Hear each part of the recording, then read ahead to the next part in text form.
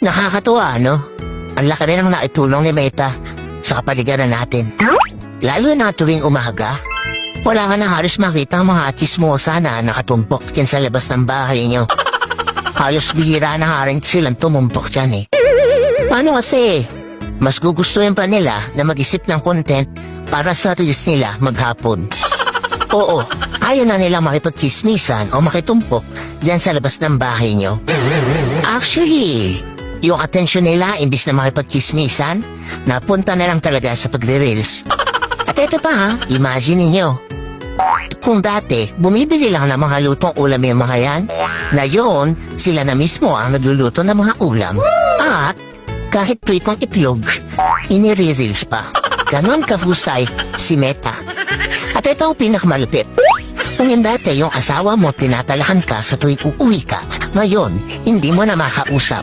Kasi, busy na sa pagla-live o hindi kaya busy sa panonood ng live. At ang mas matindi, hanggang madaling araw, nakikipag-engage siya lang siya dahil wala na siyang pakialam sa iyo. Ang husay ni Meta, no?